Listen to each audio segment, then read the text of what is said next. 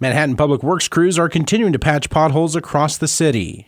This is the worst season we've had since 2020, by far worse than 21 or 22.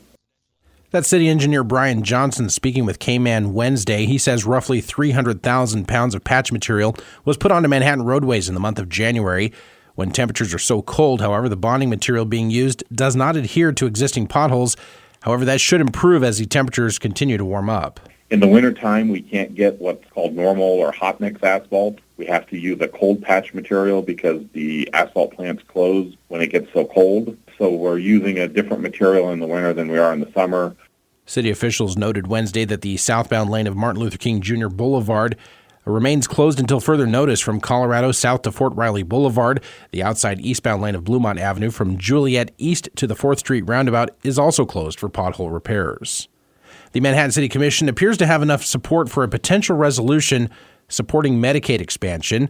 During Tuesday's city manager briefing, commissioners discussed whether getting into the state's political fight was in the city's best interest.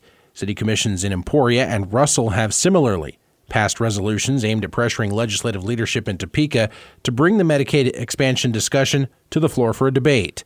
Commissioner John Mata says he thinks the city commission should stick to matters that affect city business and not get involved in the state's partisan political battles. And how many things are we going to start weighing in on because they're having an issue here and they're trying to lobby? I think we should be taking care of our city business and let the state people take care of their business unless they want to cut our the LAVTR that they're not doing, which is a direct funding source, or dark store.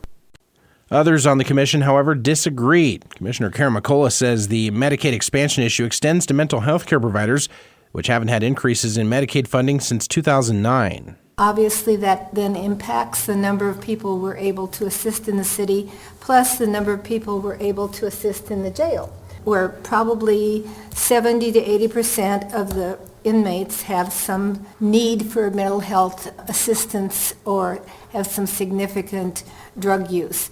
City staff are working on a draft resolution which will likely be considered at a future meeting. The City Commission is also modifying the public comment policy for commission meetings.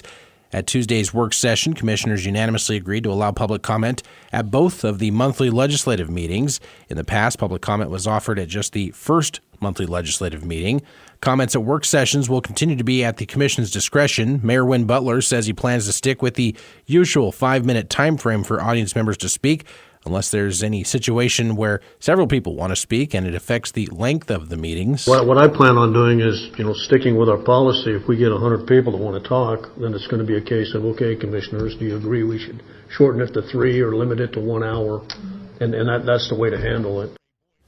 2 Manhattan men are in custody after police say they robbed a man near downtown Manhattan this week. RCPD arrested 25-year-old Brandon Welty and 19-year-old Joseph Bauer on charges of aggravated robbery with a deadly weapon. Those arrests occurred just after 5 Tuesday in the 400 block of Leavenworth Street. In a statement, RCPD says a 29-year-old man had his backpack stolen after the pair brandished a weapon. A search warrant was conducted, and those two were soon apprehended. Both men have lengthy criminal histories that date back to 2019.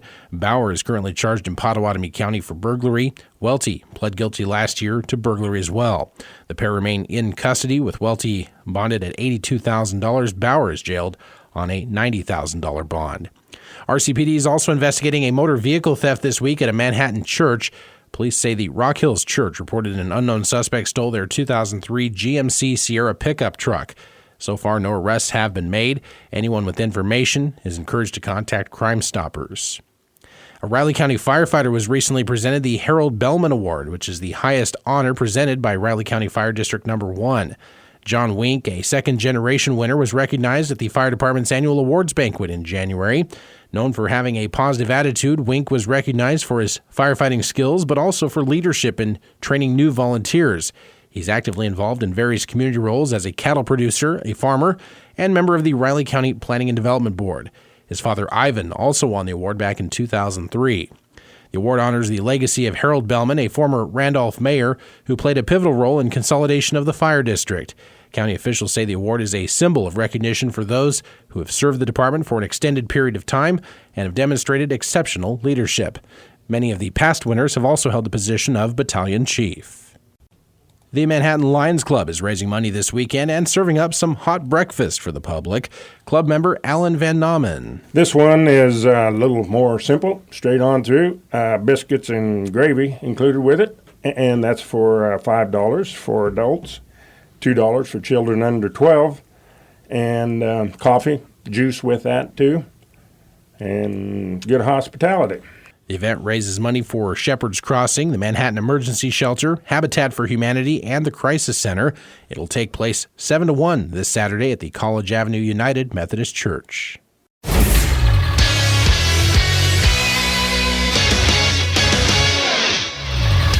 Good morning, I'm Troy Coverdale with your sports update from News Radio KMAN as K-Man's Morning News continues. It was a game that saw 13 lead changes and 10 ties, but number 2 K-State struggled in the fourth quarter, and the Oklahoma Sooners upset the Wildcats 66-63 in Big 12 women's basketball in Norman last night. The Wildcats shot a season-low 36% from the field. They did equal their season high for three-point field goals made by going 11 of 30. Certain stretches when they got amped up, we tried to answer that with a bunch of threes, and so I liked, I thought we were able to get some stuff in our offense that was really good, but then the rushed threes, the guarded threes in transition that looked much like they play. I think that also contributed to some fatigue in stretch of this game. The Wildcats had 3 players reach double figures, led by sophomore forward Gisela Sanchez with a career-high 18 points, including 3 of 8 from long range. She also added 9 rebounds. Junior guard and All-American candidate Serena Sundell recorded her third career double-double with 15 points, 10 boards, and 8 assists. Junior Jalen Glenn notched 11 points, including knocking down 3 of 7 from beyond the arc. She had 4 assists and 3 rebounds. All told, Cats coach Jeff Mitty not unhappy with the effort of his team. There's no shame in this one. We fought hard. We got to clean up some of the other things because there's some self-inflicted problems here. But all in all, I thought our players played hard. Next up for the Wildcats is a showdown with fellow top 25er Texas on Sunday afternoon. Tip-off at 1 o'clock. We'll have coverage on News Radio KMAN and Sunny 102.5 beginning at 12:30 that day. Also in women's basketball last night in the top 25, Iowa star Caitlin Clark moved into second on the NCAA women's basketball career scoring list, finishing with 35 points, 10 assists, and 6 boards in the Hawkeyes' 110-74 win over Northwestern. It marked her 13th game this season with at least 30 points. Big 12 men's action last night. West Virginia downs Cincinnati 69-65. 18th-ranked Baylor, a winner over UCF 77-69. Also in the top 25, number 1 UConn drops Providence 74-65. Second-ranked Purdue handles Northwestern 105-96. Number 10 Kentucky falls to Florida 94-91. 16th-ranked Auburn blasts Vanderbilt 81-54. 19th-rated New Mexico falls to Boise State 86-78. And number 24 Alabama ousts Georgia 85-76. The Kansas Basketball Coaches Association latest rankings released this week continue to have the Wamego girls at number 2 in the 4A ranks. While there were a few changes in the ratings, the Junction City boys did bump back up to number 7 in the 6A boys ranks, up 2 spots from number 9 a week ago.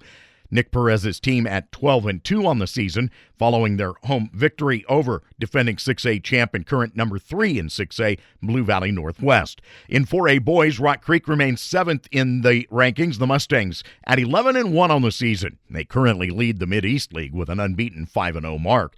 The Mustangs are back on the hardwood Friday night when they visit Riley County. The Frankfort girls fell from number 4 to number 5 in 1A Division I girls, despite winning 4 straight. The Frankfort ladies are 11-3. The Attorneys General of Tennessee and Virginia have filed an antitrust lawsuit against the NCAA, challenging its ban on the use of name, image, and likeness compensation in the recruitment of college athletes. The legal challenge comes in response to the NCAA's investigation announced this week of University of Tennessee athletics for potential recruiting infractions. The lawsuit filed in the Eastern District of Tennessee claims the NCAA is enforcing rules that unfairly restrict how athletes can commercially use their name, image, and likeness. Other Antitrust suits challenging transfer rules, employment status for athletes, and athlete compensation rules are already facing the NCAA. The PGA Tour is getting a $3 billion shot in the arm from Strategic Sports Group. That deal would give players access to more than $1.5 billion as equity owners in the new PGA Tour enterprises. The launch of the group comes 8 months after the tour signed a framework agreement with the Saudi backers of Live Golf. That led to the private equity groups wanting to become involved. The tour is still negotiating with the Public Investment Fund of Saudi Arabia. It's not yet part of the new venture. The tour says its partnership with SSG would allow for the Saudis to be co-investors. Coming up this evening on News Radio KMAN, the Jerome Tang Coaches Show comes your way at 7 o'clock. Tomorrow night, we're back to high school basketball coverage as the Manhattan High boys and girls visit Hayden with full coverage here on News Radio KMAN. The game this afternoon from 4 until 6 at News Radio KMAN.